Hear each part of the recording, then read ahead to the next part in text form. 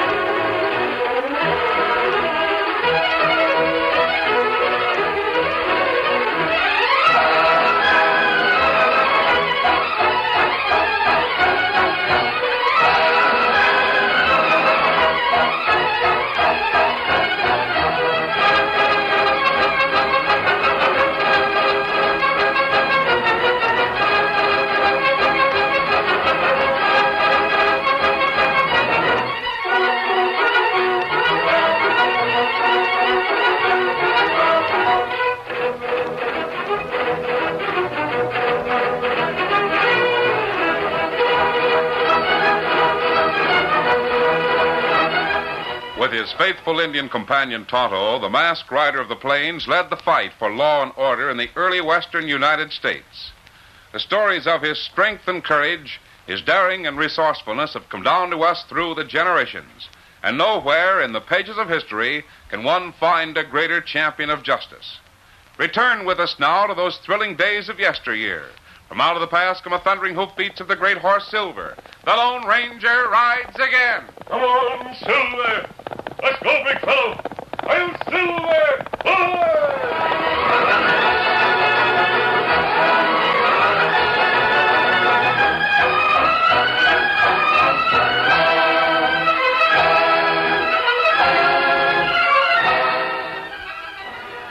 Beaufort Canyon was utterly devoid of vegetation.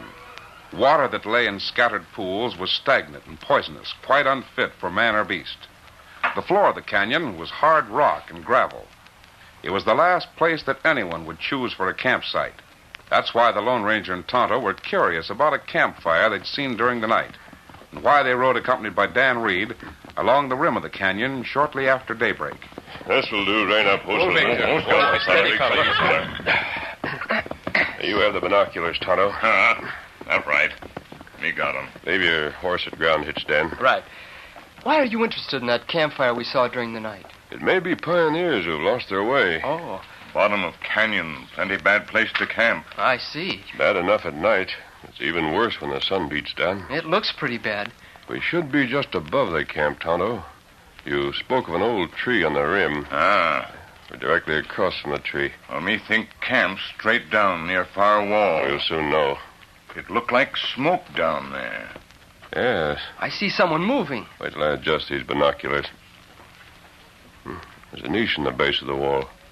There are two men. Do they look like pioneers? Just a minute, Dan. Dan, you not go too close to edge. All right, Tonto. Tonto, I recognize those men. Who? They're the Wilkins brothers. Oh. Who are the Wilkin brothers? I never heard of them. Highwaymen. They got away with a lot of holdups before they were caught. Golly. They finally made the mistake of leaving a survivor who had nerve enough to testify against them. Then they went to jail? Yes, but only for a short term. They finished their stretch a few months ago. Then they dropped out of sight, and everyone thought they'd decided to go straight and live on what they'd hidden. Oh, why them two in canyon now? I don't know, Kemosabe. They're certainly not there because they prefer it as a campsite. Wells Fargo Express runs through that canyon. Maybe they're planning another attack. Whether they are or not, it'll do no harm to let the express company know about them. Come on. I'll tell the agent in Carsonville. Good. Steady, Scout. Steady, fella. One Silver. Get along, Victor. Oh.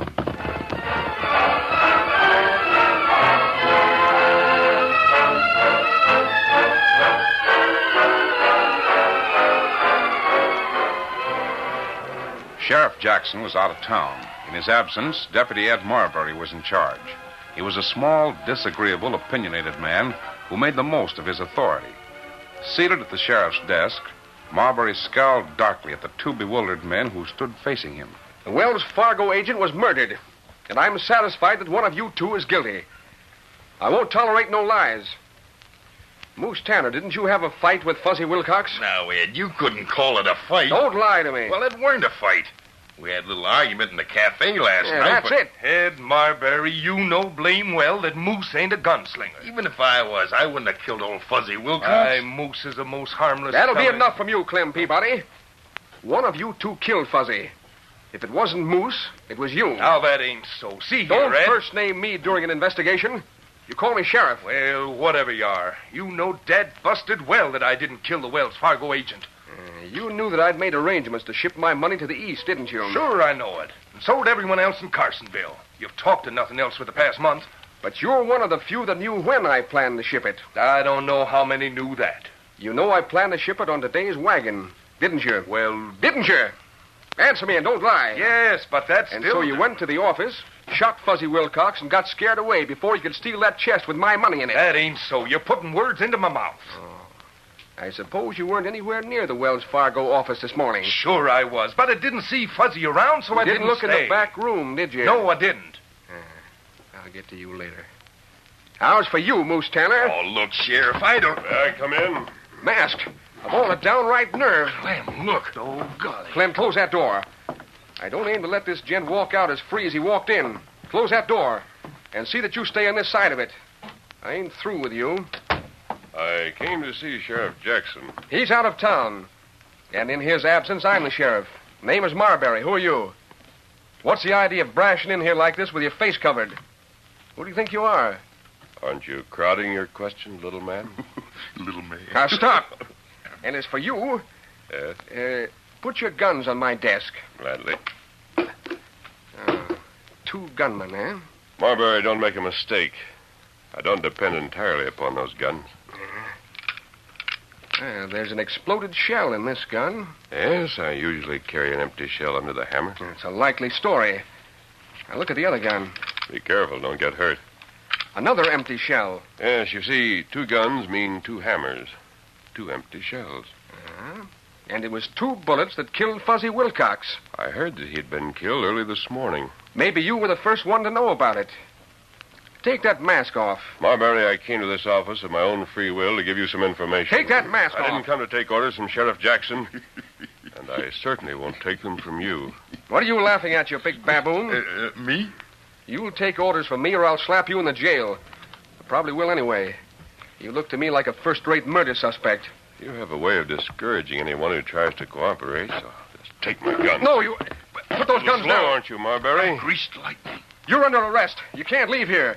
You're under arrest, you hear? Yes, I hear you. As a matter of fact, I think my friends can also hear you. They're at the edge of town. Clem, Moose, get behind him. Grab him. He's under arrest. Grab his guns. I'll holster the guns. I'll carry you instead. Come here. No, let me down. Put me down, you hear? Easy. You'll pay. You can accompany me as far as the door. Moose, Clem, stop him. Do something. You're aiding a criminal to escape. You...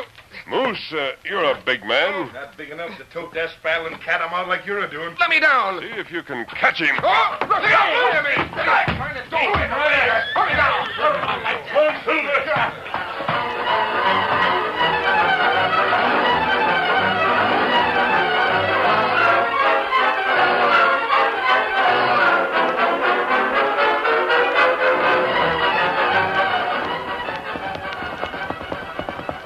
Oh, Silver, hold easy. Well, you sure came fast. What matter? Is someone following you? Sheriff Jackson's out of town. A deputy named Marbury's in charge. He's too ambitious. How's that? There's been a murder in town. The deputy is ready to jail practically anyone, just so he can make an arrest. Was he going to arrest you? He thought he was. Maybe Wilkins' brother's guilty. Did you mention seeing them? No, Dan. With Marbury in charge, we'll have to move differently. What we do? Tonto, Marbury is likely to hang an innocent man. I'll cut around to the north and work alone. You two ride into town and learn what you can about the murder. Shall we start for the center of town right away? Yes, Dan. We'll meet later. Come on, Silver.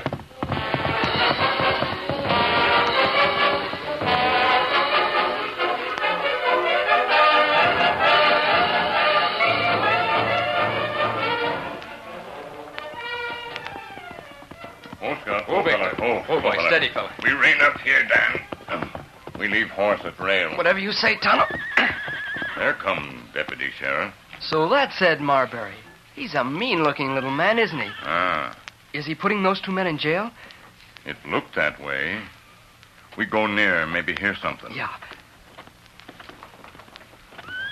Get that door open, Sam. Great day, you ain't gonna jail Moose and Clem, are you, Marbury? I said open the door.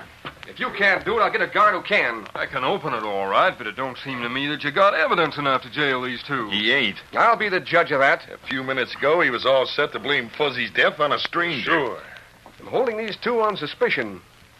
If I find that masked man, I'll hold him, too. After I've dealt with him for assaulting and battering an officer of the law. You aim to deal with him, Marbury? I do? I'd sure like to see that. There. Door's open. Now, get in there. All right, you needn't shove it. We're going. Close the door. You're responsible for those two. See that they don't escape. They won't escape. Where are you going? The Wells Fargo office. I've got to be sure the freight is ready for the wagon. Well, what do you want? Me? Yes, you. You and that Indian with you. You want anything? Why, golly, we were just standing here. Well, don't hang around the jail. If anyone wants me, Sam, I'll be at Wells Fargo. All right. Don't pay no attention to him, son. He won't be so all-fired important when Sheriff Jackson gets back to town. Maybe we'd better shove on. Fiddlesticks. Well, why him jail those two fellers? Well, you see, the town of Carsonville had its man for breakfast. Oh, feller killed. Fuzzy Wilcox, the Wells Fargo man. He was shot. Did those two men in jail do it? Nah. Moose Tanner and Clem Peabody ain't killers. Then why did the sheriff arrest them? He's got to arrest someone, and there's more reason to settle for Moose and Clem than anyone else. They both admit to being near the express office this morning. Oh. Marbury's trying to make something out of a row that Moose had with Wilcox last night. He's also trying to make something out of the fact that Clem was one of the few that knew there was important money being shipped on the day's express. What money? It's Ed Marbury's own money. He's been drooling for weeks about how much cash he had stored up. I guess he figured he'd overtalked and he better get it in a safer place. He's shipping it east. Was the money stolen? I guess the killer got scared away after shooting Wilcox. Marbury looked to his cash first thing. He made sure it wasn't touched. Is the dead man still at the office? No, the coroner's got Fuzzy's remains at his place down the road. The coroner? Yep, Doc Hathaway. Now, that's his place over yonder, across from the Wells Fargo office. The place with the green shutters. I reckon Doc's working on the corpse right now. He generally closes the shutters when he's working. Well, open the shutters, Hathaway. I want to keep an eye on the Wells Fargo office while I'm talking to you. I always close them when I'm working here. You may close them when you resume work. There. Is that better? Yes, thanks. See, I came to you, Hathaway, because you have authority over the sheriff in certain cases. Well, I came to Carsonville with information that might be important. does it have anything to do with the death of this poor old man? I don't know.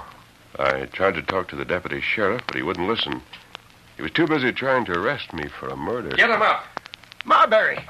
You sneaked in my back door. You bet I did. I recognize the horse of a man that got away from me a little while ago.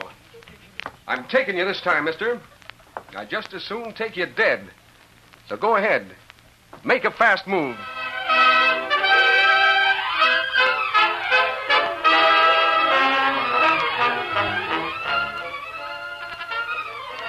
The curtain falls on the first act of our Lone Ranger story. Before the next exciting scenes, please permit us to pause for just a few moments.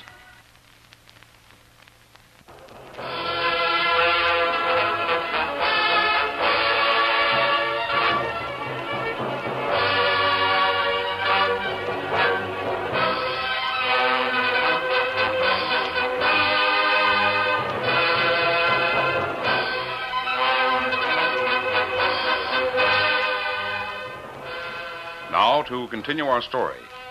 The Lone Ranger stood in the coroner's office with his hands at shoulder level. Deputy Marbury was just 3 paces away with the gun drawn. So I'm under arrest, Marbury. Right. And the charge against me? Murder. The murder of that man stretched out right there. Oh, now hold on, Ed. You've already jailed Clem Peabody and Moose Tanner for the shooting of Fuzzy Wilcox. I'm jailing this masked man, too. Take his guns, Doc. Why, While you're at it, take his mask off. You see what I meant, Hathaway? He's so eager to make an arrest Doc, that... did you hear me? now take it easy, Marbury. Maybe you better listen to what he has to say. He came in here of his own free will. I ain't interested. I saw his guns. There's 2 dead cartridges in them. Yes, one under each hammer. Doc, you going to help me? No. Yeah, then I'll do it myself. I'll take his guns. I hope you'd try. Hey! Let go of my arm. Drop the gun. Stop drilling my ceiling. Make him let me go, Doc. Help me. Drop the gun, Marbury. Busted my wrist. Let me go. You know the rules.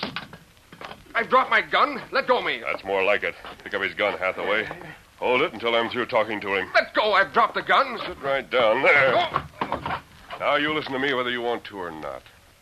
I came here to tell you that 2 known highwaymen are camped in Gopher Canyon. Have you ever heard of the Wilkins brothers? I have. I've heard plenty about him. They're quite capable of holding up the Wells Fargo Express. I can think of no other reason why they'd be in that canyon. Ed, do you hear that? Maybe they know about the chest full of cash that you're shipping out today. Are you shipping a lot of money? He sure is. Let the little man answer for himself. Speak up, Marbury. Well, what if I am? Ed, maybe the Wilkins brothers sneaked into town and killed Wilcox. I don't see how they could be in town without me knowing it. At any rate, they're in Gopher Canyon. Now, you're free. What are you going to do about it? The wagon's about ready to leave. I'll go in that wagon myself. And if you're still around when I get back, I'll settle with you. I may wait for you. Well, there he goes, crossing the street. He's ornery, but he's got a lot of nerve. I may have misjudged him. He sure got steamed up when he found out that Fuzzy Wilcox had been shot. Oh? I guess it riled him to think that anyone would have nerve enough to try to steal his money.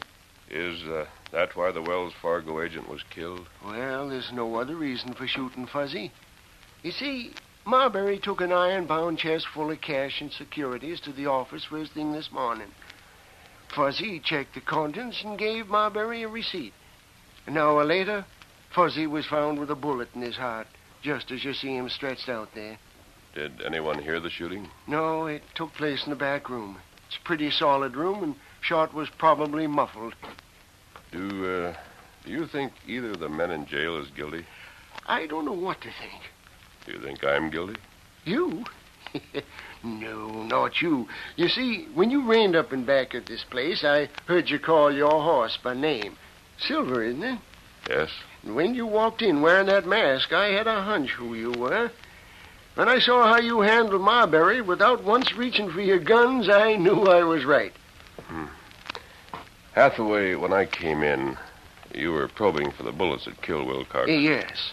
Sheriff Jackson insists on a complete report in death by violence. Do you mind if I stay here until you've finished? No, not at all. See, the Wilkins brothers always use rifles. I'd like to see whether this man was killed by 6-gun or rifle shots. There was only one shot. Only one? Why, see for yourself. Right through the heart. It's curious. I had the impression that there were 2. I'll close these shutters. Oh, leave them open until the express leaves. I'd like to make sure Marbury keeps his promise. Whatever you say. Oh, that's the chest of money he's carrying to the wagon right now. He handles it as if it were heavy. Hey, Tennessee, give me a hand with this chest. It's heavy. Well, sure enough, Mr. Marbury. Let me get my shoulder underneath it. Now, Here we go. up she goes. Oh, there. Weighs most a ton. What's in it? Gold. You hear that, driver? Yeah. I'll have to watch sharp guarding this trip. You'd better be prepared for trouble, Tennessee. Yeah? Any special reason? Well, someone might make a bid for that chest. I'll be ready for him. Fuzzy Wilcox has already been killed. No. What's that, Marbury? Someone has already tried to steal that gold. They got Fuzzy Wilcox. It may have been the Wilkins brothers. I had word that they're nearby. Man, I'd sure like to line my sights on them skunks. Well, if you meet the Wilkins boys, you might need an extra gun. I'm going to ride through Gopher Canyon with you. That ain't necessary, Marbury. Wells Fargo ain't a-paying you to run no risk. I'll take the risk. It's my money in that chest. Yours, huh? Yeah. I heard you had a tidy sum put away. You're sending east, huh? Yep. And I'd hate to see the Wilkins boys get fat on my money. You ready? Ready's right. Yeah, get aboard. Hey, boys, I'll be back around sundown. Get up there! Come on, get up there!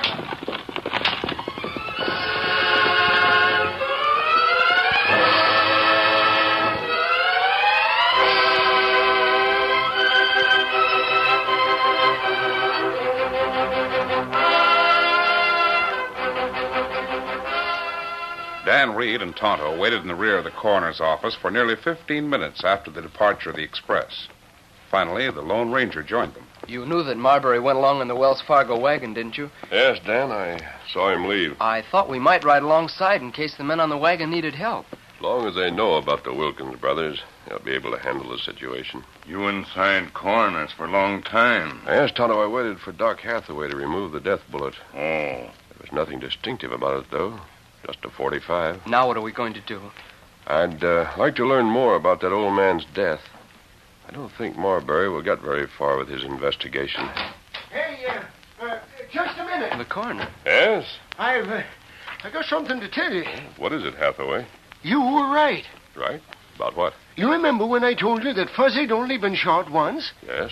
And you thought he'd been shot twice? Well, I had that impression. Well, I don't know how you knew it. There was only one bullet hole, but he had 2 bullets in him. He did? I just found the second one. Darndest thing I ever heard of. The second bullet hit in exactly the same place as the first. That's plenty strange. I thought I'd let you know. Well, thanks, Hathaway. I thought... What were you going to say? Wait. I know who killed him. You do? Who? Dan, Tonto, find 2 saddled horses and bring them to the jail. To the jail? Right away. Steady, big fella. Come on, Silver.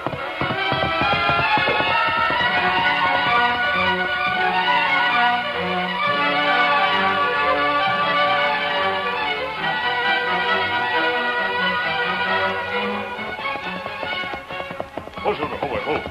Hey, hold on there, mister. Steady, big fella. Are you guarding the men in that jail? I am. Unlock the door. They're going to be needed. Now, see here. Unlock that door. All right, then.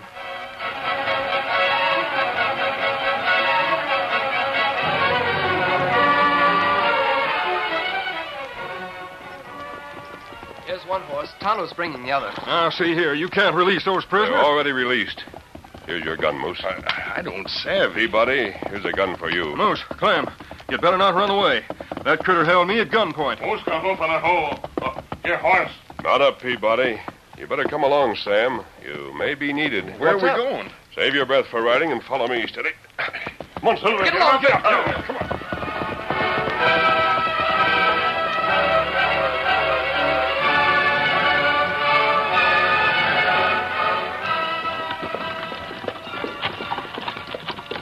Sure was white of you to ride along with us, Marbury. I don't know why you did it. Get along there. It's my money that's at stake. Well, sure enough. But Wells Fargo would be responsible if it was lost or stole. Hey, Tennessee, you better watch sharp. This is the worst part of the canyon. I'm a-watching plenty sharp. Driver, rein up right here. Rein up. For what? I said rein up. Hey, Keep your hands right where they are, Tennessee. a gun. Marbury, what? Shut up. Pull up that team or I'll put a bullet in your back. Ho, pull there. All the double-crossing ornery... Tennessee, look. What? The Wilkins. Come on, boys. I've got these 2 covered. I'll take those guns of yours. Well, so you're in cahoots with them. What's it look like? What are you doing here, Marbury? Couldn't you trust us to do the job? I had to come along, boys. You 2 were seen here in the canyon. If I hadn't come, someone else might have. Hold your guns on these 2 while I unlock the chest. Why not take her as It's too heavy to handle. Full of cast iron. Huh? You can put the iron in your saddlebags and throw it where it won't be found. The empty chest and the dead guard and driver will be proof that I lost my property. Did you say there was cast iron in there? Well, sure. See for yourself. So that was your scheme. You got a receipt for gold. You'll make Wells Fargo make good your loss. I spent a lot of time building up to this. I reckon Wells Fargo can afford it. Well, that's where you're wrong. You got to have a receipt showing that you shipped gold. A Wells Fargo man wouldn't sign no such receipt unless he valued the gold. Well, Tennessee, I've got that receipt. Signed by Fuzzy Wilcox. So that's it. You got it from him at the point of a gun, and then you killed him. I've made my plans mighty careful, Tennessee. I've spent months talking about my money, so's no one would question the shipping of it. I'm sorry that the plans have to call for your death. We may as well drill them 2 now. Let 'em have it, Wilkins. Hey, where'd that shot come from? Look back there. Tennessee, look.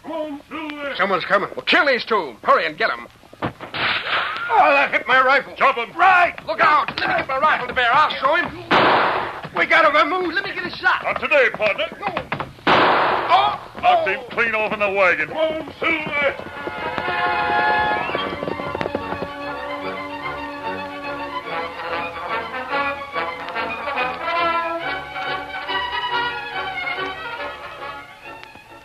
How about the deputy, Tonto?